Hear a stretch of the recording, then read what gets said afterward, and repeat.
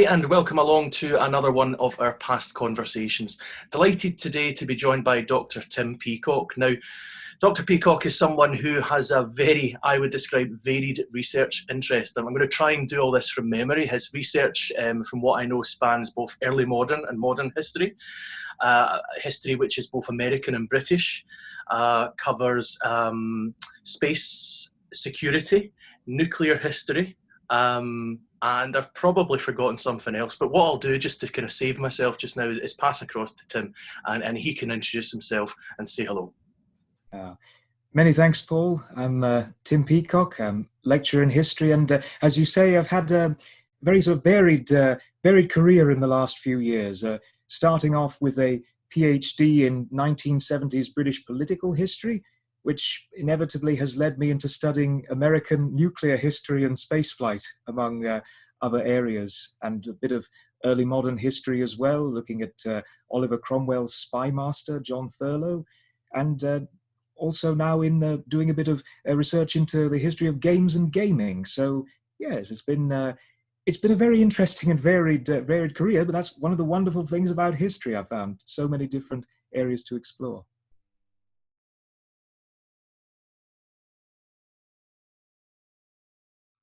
Tim, as a lecturer in history, I want to kind of turn the clock back, so to speak, and almost try and look at where it all began. So when you were at school, what are your memories of studying history then?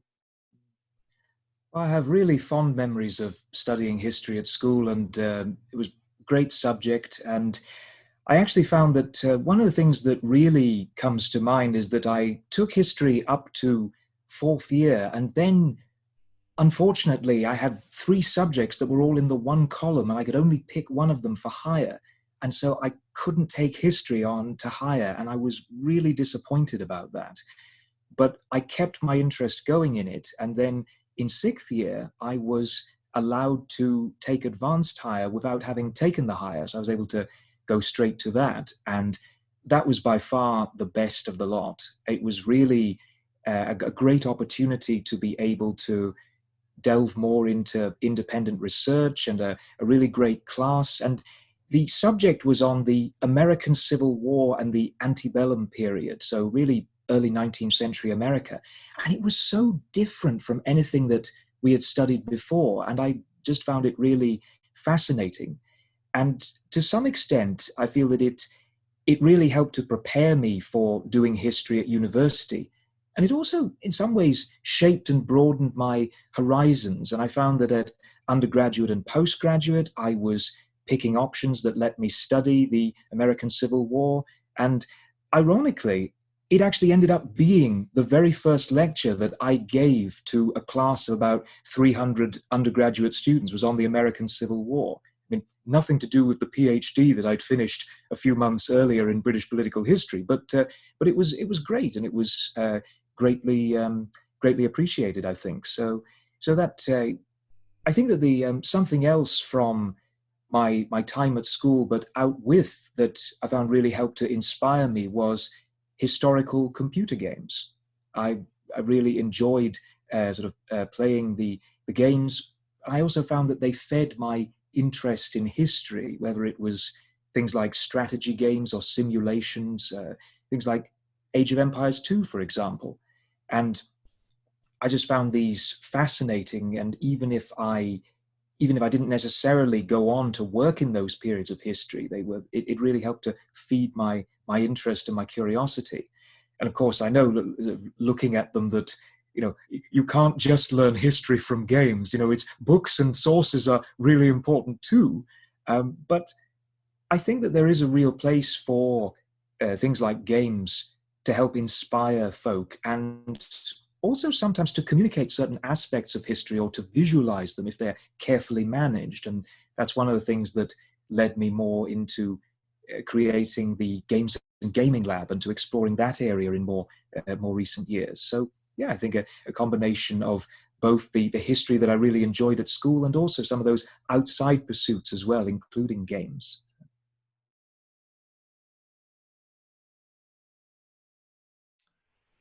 Tim, as a lecturer at the University of Glasgow, what does your job actually involve? Good question. It's one of the things about the job is that no 2 days are the same. Indeed, no 2 months are the same. No 2 years are the same. It's constantly changing. But I think that really it's a combination of using history as a medium to teach people how to learn, as well as trying to inspire them with a love of the subject and contributing to the scholarship and the research that underpins that learning of the subject. And all of this is while you're learning yourself. It's a great career for self-education. So I think if I were to break it down into different parts, then it's a combination of teaching, research, and administration to support the teaching and research. And to be honest, I think a lot of academics would agree that you spend far more time on the administration than you would necessarily expect to. But if we were to take, let's say, a typical Tuesday during term, for example, I teach and convene courses at honours and master's level. I've also done in the past contributions to sort of other individual courses at pre-honours, honours, master's level. And I have some other activities, including for the past couple of years, I've run the Twitter account for the Scottish Centre for War Studies that is based at the university. So a typical Tuesday during term time might, for example, involve in the morning researching and putting out tweets about dogs being parachuted on D-Day near the beaches of Normandy, followed by a morning lecture on the history of the space race and the moon landings, then maybe some further communications and administration, a 3-hour master's class in the afternoon on the World War II in the Pacific, and interspersed throughout the day, you'd also have dissertation meetings, talking to individual students working on their research projects, as well as, of course, sending emails and receiving emails throughout the day. And that's just a typical day. You could equally find that a typical day involves you marking exam papers for the whole day, or it involves you working on research seminars or participating in conferences. And no plan survives first contact with the day. So whatever you think you're going to be doing in a day, you may end up having to move things around at the last minute. So I think it keeps you on your toes, but it's really varied in that respect. And to give you a sense of how a job can evolve really quickly, I got my PhD in British political history in 2015. Within a couple of months, I inevitably found myself teaching seminar groups at undergraduate level on American history, going from the Revolution to the 1960s. And then, as I mentioned, doing a lecture on the American Civil War. And within a few months after that, teaching a master's course on the American way of war, going throughout this entire period. And you really find that it's a job that can morph and change so quickly, but at the same time, it is so rewarding in that regard. And I still feel that one of the greatest privileges that I have had in the job is to be able to encourage and inspire students who are enthusiastic to learn history and have then gone on to apply that in their careers, whether it is a history career or whether it's a career in many different other spheres.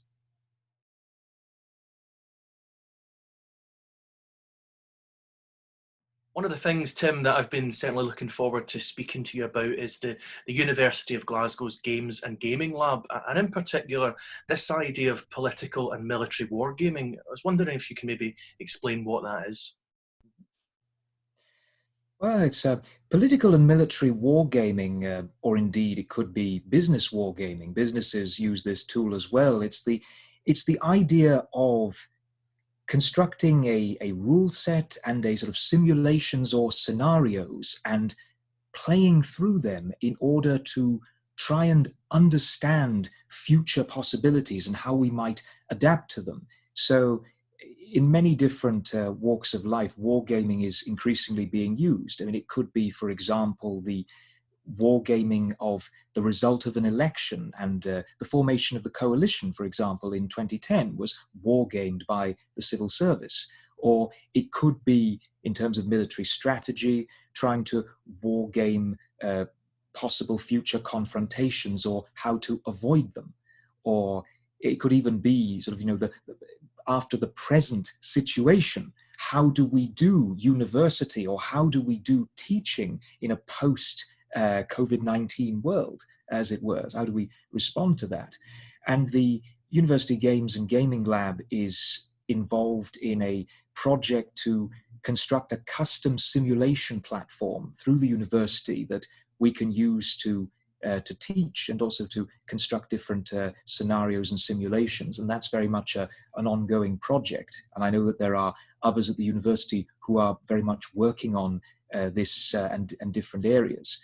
And you've also got wargaming as a therapeutic tool, which I know that my colleagues are doing a lot of really interesting work on, that there's the possibility of using this in order to relax or as a form of leisure or people connecting with each other. So I think that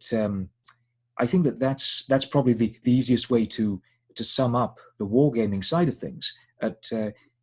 One other example that comes to mind is, just for sake of argument, the introduction of new technologies.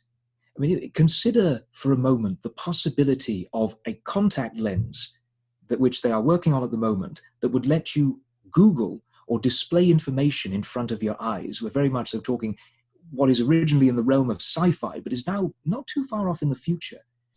How does a technology like that change how we do education? I mean, when you find that every individual in your class can suddenly access the internet and you don't necessarily know what they are looking up instantly. I mean, the thought of how we might do exams in a situation like that is quite a thought, apart from all the other technologies. But even in casual dinner conversation, how does something like that change your interactions? How does that change the bonds of society? And in some ways, simulations and scenarios and thinking how technologies like this might impact in the future, that is something for us to, I think, give serious consideration to. And the Games and Gaming Lab is something which I'm a co-director and co-founder of, along with there's a team of 4 of us who are working together from different disciplines. And we are supported by the university's arts lab. And really our remit is to encourage and to promote research into games and gaming, as well as their wider impacts in the arts and beyond. And that can be anything from board games to the latest in console games and computer games as well. And we've held various events over this past year, including a symposium in the autumn on the 50th anniversary of Apollo 12 landing on the moon. We had our Space in Gaming event with talks and videos, including about how games have influenced those in the space industry and given them different ideas about future projects, as well as recruited more people into STEM subjects. But we've also, in addition, had things like a book launch, which we had back in February with my colleague, Matt Barr, who's written a book on graduate attributes and gaming. So the skills that gaming can give you in order to get jobs, in order to better prepare our graduates for the workplace. And at the same time, we're supporting online activities. We're looking to promote the research where it's happening, to connect people together. And we've got our experimental and technical projects, which we are working on, or our ET projects, otherwise known as the flying bicycles. You give us your bicycle of an idea, and we will try and help you find ways to make it fly. And this includes things like getting colleagues to look at their research and think how their research might be turned into a game for educational or research purposes. So, of course, we can't meet in person at the moment, but we are trying to build new online activities, and we've had a few calls for papers that we've been issuing recently, and that's very much an ongoing process that we hope to extend and sort of build on in the coming year. One of the really encouraging things for us about the growth of games and gaming as an area of interest is that more than 32 million people in the UK last year played games, and this is both children and adults, and there are people constructing entire separate lives online that are enabling them both to find new ways of socializing and connecting, also leisure activities, and problem solving as well. In some contexts, games are being used to solve problems and to create these simulations on a grand scale. And we want, where possible, to be able to encourage and support research into these areas, as well as to promote the projects that are ongoing there, and to offer a few projects ourselves. So.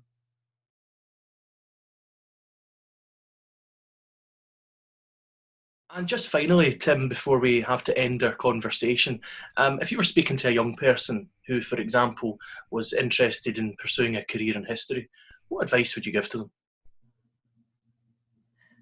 Well, I think that probably the first piece of advice I would give, the first piece of encouragement, would be go for it. But beyond that, I would say that one of the really useful things about history as a discipline is that the skills that you most need in order to pursue a career in it are the skills that the discipline itself teaches you. Particularly, I would say, in terms of adaptability, building connections, and having a passion for your subject. And so if we take adaptability, for example, history to some degree is about facts and figures, but it's also about more than that. It is about argument. It is about asking the questions why something happened, and providing evidence and collating that together, playing that off against sort of different pieces of evidence, looking at how scholars have argued with each other, and really reinterpreting the world around you. And if you take, for an example, our recent graduates in history from Glasgow, some of them have pursued traditional history careers in terms of research and teaching, or the cultural heritage sector, museums. But there have also been others who have pursued careers in finance, or in law, or in sort of different aspects of business or industry or journalism or politics. And I think that one of the things that we've heard back, particularly from finance, for example, we had someone who went to Morgan Stanley, was that they really valued the skill set that a history graduate had in terms of analyzing and thinking about things in a different way. Even within the traditional history disciplines, you find that history teaches you how to adapt, and that there is a significant degree of adapting going on. A few years ago, I was at a AHRC-sponsored workshop called A Creative Enlightenment.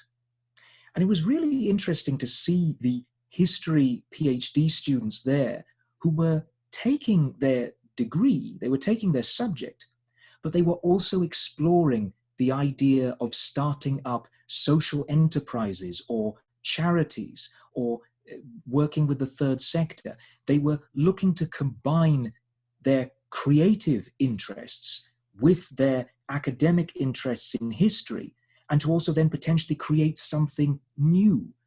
And it was partly as a result of that workshop that I was encouraged to take my work in stop motion animation and to create a publicly facing YouTube channel out of it, and to use that in order to encourage people to make their own little stop motion films for educational purposes. And that is very much an ongoing project. So you can see that there are ways in which, even in the traditional history careers, you can adapt, you can bring in creativity, you can bring in business and enterprise skills, and potentially go and do something that is completely new.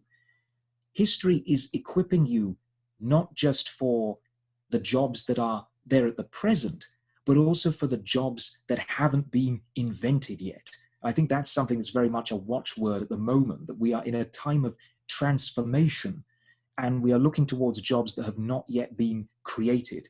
History can help equip you for that, and it is a great career to be able to, in which to analyze that and to try and understand the world around you. I would also say connections are really important. History helps you build connections in terms of ideas, but it also helps you build connections with other people. And so I would say that if you are looking to work in a history field, you really want to try and be connecting with people, whether they are particularly in your area of history or in areas beyond. And a couple of years ago, I took over the Twitter account for the Scottish Centre for War Studies. At the time, it had about 115 followers, and it now has over 2,270. I would have never imagined at the time that that would be the case, but I have learned so much by doing that, connecting with people online, learning about the projects that they're doing, learning about interesting areas of history that I never previously explored, and tweeting about that and sharing that with people. And so I think that taking those opportunities to connect with people, whether it's through social media, whether it is through conferences or different fora that are available online. And I think it was really encouraging to me as well, because I previously avoided social media, particularly those of Twitter, because you hear the stories of, what is there, and maybe some of the content is not necessarily content you'd be as interested in. But I found that used in a way that is carefully managed, it can be a great tool for connecting with people and forming partnerships or collaborations. And so I think that connections is both something that history as a discipline teaches you to make, but it also you should be encouraged to make if you want to pursue a career in history in the long term. And that also gives you the opportunity to learn from others and to see what their interests are and to connect with them and to cheer with them on the projects that they're pursuing. And I think thirdly, and probably something that feeds into the first two, is having a passion for your subject. It's simply being yourself and loving what it is you do, whatever that may be. Because when you are looking to inspire or enthuse others, whether it is in the classes that you teach, whether it's in the individual students that you encourage, or whether it's in connecting with the public, or whether it is in writing a piece of history, you are putting your soul and your energy and your enthusiasm into it. And if you can do that, then it's all the better for helping to inspire and encourage them and to sort of give them that sort of enthusiasm for pursuing the sort of history in whatever form they want to.